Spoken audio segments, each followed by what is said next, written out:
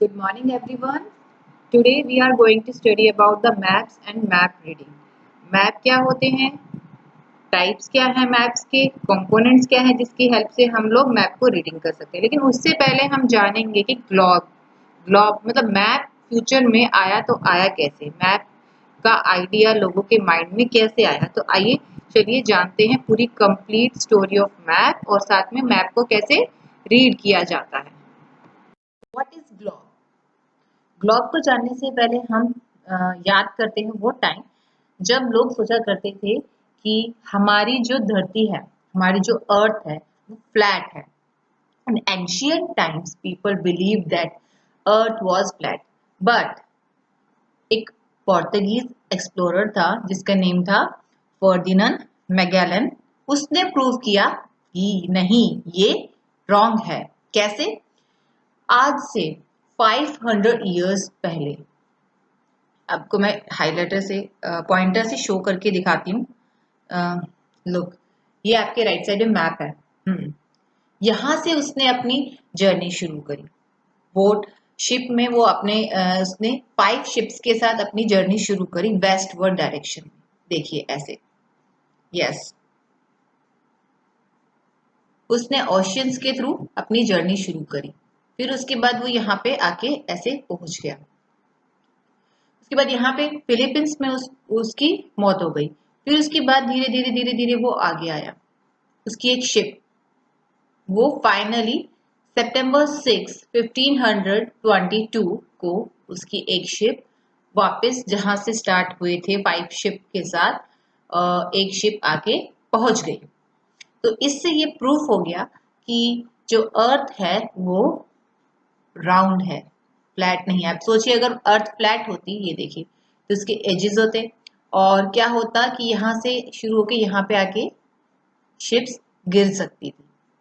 तो इससे तो ये प्रूफ होगा कि अर्थ जो है फ्लैट नहीं है, राउंड है।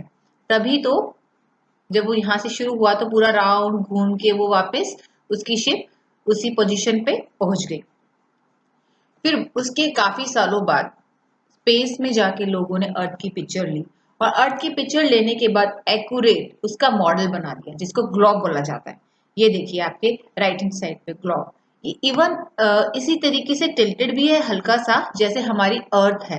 तो उन्होंने एक्यूरेट मॉडल बना दिया जैसा कि मॉडल स्पेस से दिखती है।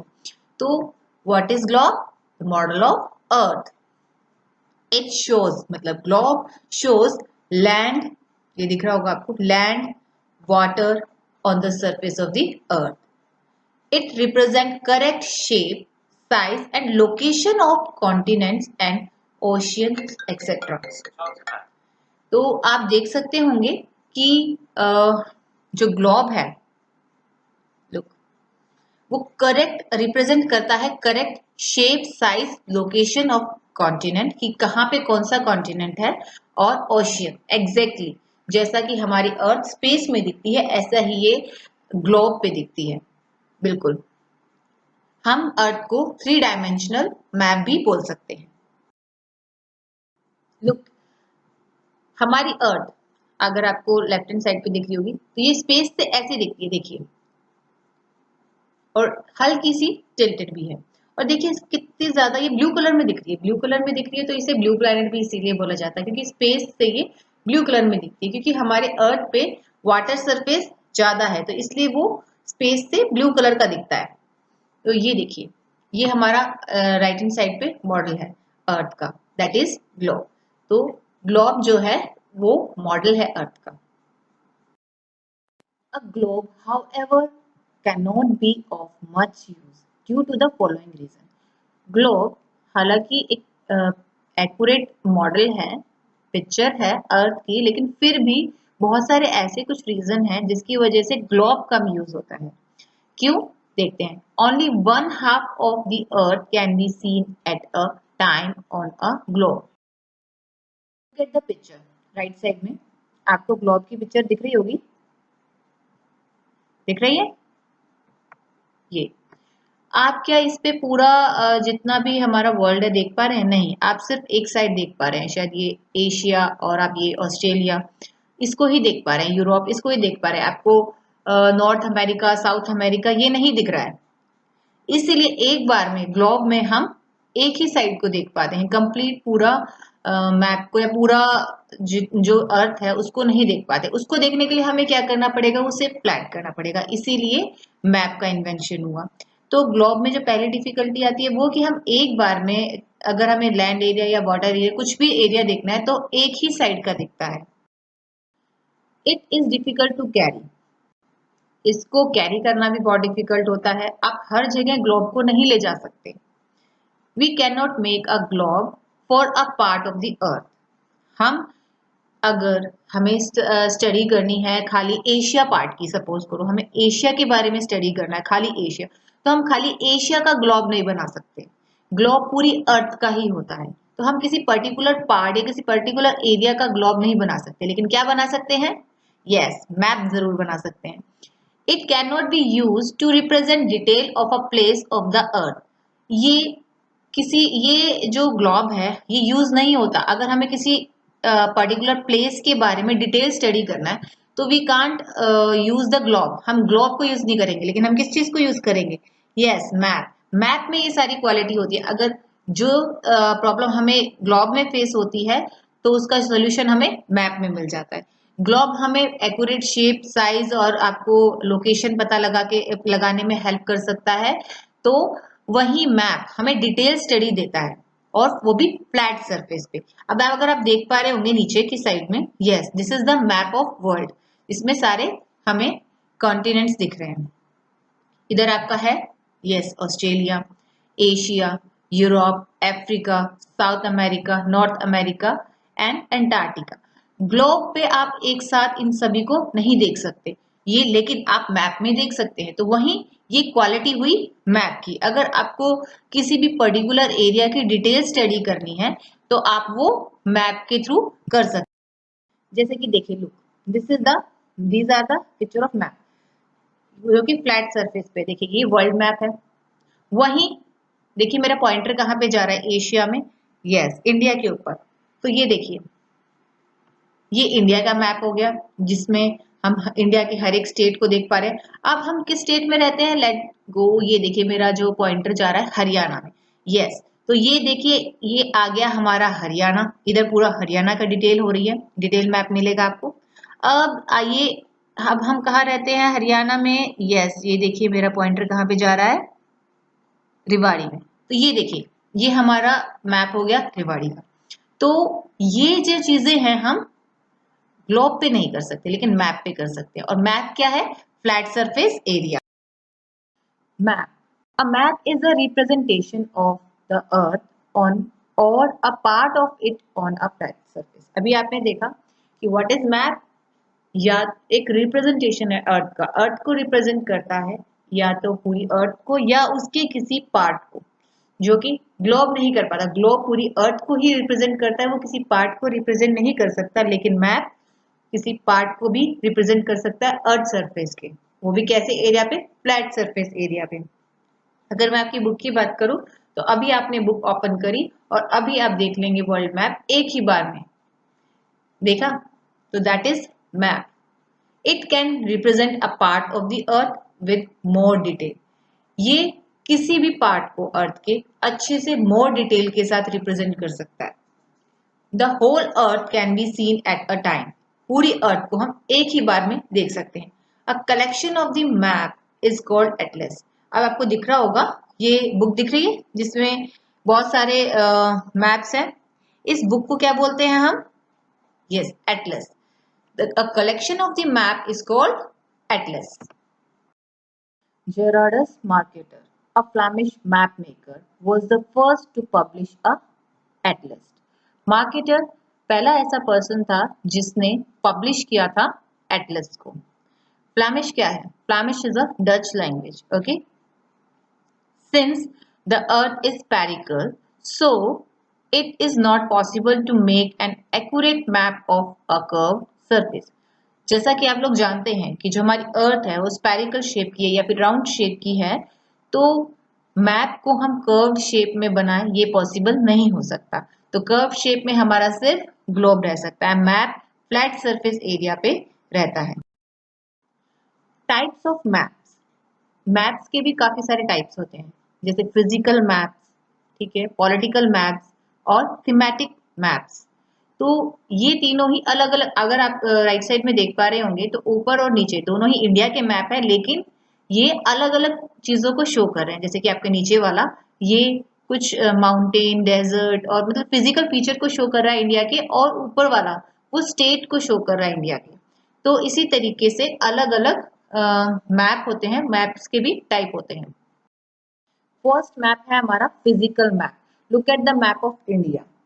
इस मैप में आपको क्या दिख रहा है, किस चीज, क्या चीजें आपको दिख रही है? इसमें आपको फिजिकल फीचर दिख रहे हैं इंडिया के, लैंड के। कौन कौन से? Let me show you with the help of pointer. देखिए, लुक, ये जो मेरा पॉइंटर जा रहा है जहां पे लिखा हुआ हिमालय, तो मतलब इस मैप से हमें पता चल रहा है कि इंडिया में कौन सी जगह पे क्या है, फिजिकल फीचर क्या है इंडिया के। जैसे कि ये यहाँ पे जो ब्राउन एरिया दिख रहा है that is highlighted for the mountain. ये पता चल रहा है कि यहाँ माउंटेन है। कौन सा माउंटेन है? हिमालय। अब ये देखिए इस साइड में ब्राउन एरिया, इससे पता चल रहा है कि यहाँ पे क्या है? थार डेजर्ट है। ग्रीन एरिया प्लेन एरिया है या वेस्टर्न घाट है। ये सब, ये जो मैप आपको दिख रहा है यहाँ पे रिवर है, ये सब किस चीज का पता कर रहे हैं? इससे हमें क्या पता चल रहा है इस मैप को देख के? फिजिकल फीचर्स, लैंड, वाटर, आपके डेजर्ट, प्लेट्यू, माउंटेन्स, ये सब चीजें, रिवर, ये सब चीजें हमें इस मैप से पता चल रही हैं। तो इस तरह के जो मैप होते हैं उन्हें बोलते हैं फिजिकल मैप। पॉलिटिकल मैप, जो मैप स्टेट, किसी प्लेस के बारे में या किसी कंट्री के बारे में शो करे। जैसे इस मैप को, ये देखिए, ये मैप पहले वाले मैप से डिफरेंट है, दैट इज पॉलिटिकल मैप। इसको, इस मैप को क्या बोलते हैं? Political map. इसमें आपको क्या दिख रहा है? इसमें इंडिया की सारे स्टेट्स दिख रहे हैं और कंट्री दिख रही है, नेबरिंग कंट्री जैसे Pakistan, China, Afghanistan.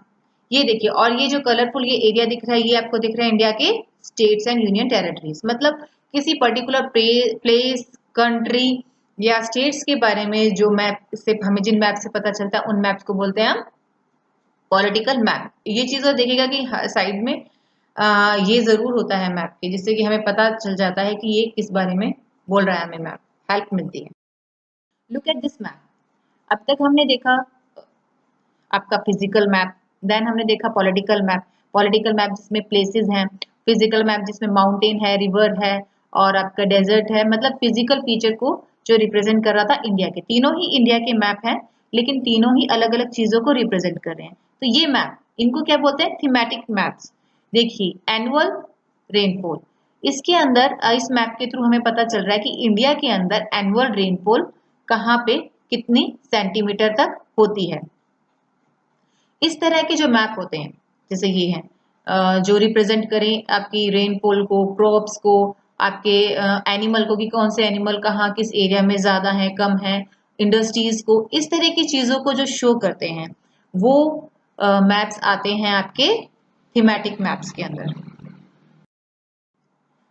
Physical maps, political maps and thematic maps. अब बात आती है, कुछ ऐसे मैप भी होते हैं जो बहुत ही स्मॉल एरिया को रिप्रेजेंट करते हैं, जैसे आपके हो गए स्ट्रीट हो गई, हाउसेज हो गए और रूम हो गए, उनकी डिटेल को जो शो करते हैं, उन मैप्स को बोला जाता है plans. Now it's time to know the fact. The person who makes or draws maps is called a cartographer and art of making maps is called cartography। अब जो पर्सन मैप को बनाते हैं या ड्रॉ करते हैं उनको बोलते हैं कार्टोग्राफर, और जो लोग जो आर्ट ऑफ मेकिंग मैप है, मतलब ये मैप को बनाने की जो आर्ट है, इसको बोलते हैं cartography. Some other important fact for you. Do you know the oldest globe name? The oldest globe name is Adapful. The earliest globe was made by Martin Beham in 1492 with the help of George Glockenden. George Glockenden painted the map on the adapple or earth apple. Martin Beham made the globe and जो उस पे paint करने का काम है, map paint करने का काम है, वो किया ग्लॉकेंडन ने, क्योंकि he was the painter. The word globe comes from the Latin word globus, meaning a round mass or sphere. You know the हमारी अर्थ जो किस शेप में है, स्पेयर, तो ग्लोब भी उसी शेप में, तो ग्लोब का मीनिंग भी वहीं से निकल के आया है. The word map comes from the Latin word mappo, meaning napkin. अभी आपने मैप को देखा, मैप कहाँ पे, फ्लैट सरफेस एरिया पे बना होता है, चाहे वो पेपर हो. पेपर क्या होता है, इजीली फोल्ड हो जाता है, जैसे कि नैपकिन फोल्ड हो जाता है, तो इस वजह से. तो अब आपको क्या करना है, जितने भी हमने आज जो भी चीजें स्टडी की हैं, जो भी पॉइंट्स है, इनको अपनी नोटबुक में राइट डाउन करना है और अच्छे से लिखना है. साथ में वर्ल्ड मैप में आपको कॉन्टिनेंट और ओशियंस को फिल करना है. देखिए आपको जैसे नीचे दिखा रखा होगा, ये देखिए, मैं आपको दिखाती हूँ कैसे. ये देखिए, ये मैप दिख रहा है आपको. ऐसे ही वर्ल्ड मैप में आपको सारे 7 कॉन्टिनेंट्स जो हैं उनको लिखना है, ऐसे ही कलर करना है. ट्राई कीजिए कि क्रेयॉन यूज कीजिए और साथ में ओशियंस के नेम लिखने हैं और आपको कॉन्टिनेंट और ओशियन का मैप फिल करना है. तो आज के लिए इतना ही. अगर आपको कोई भी प्रॉब्लम है तो आप लोग मुझसे कांटेक्ट कर सकते हैं. Thank you.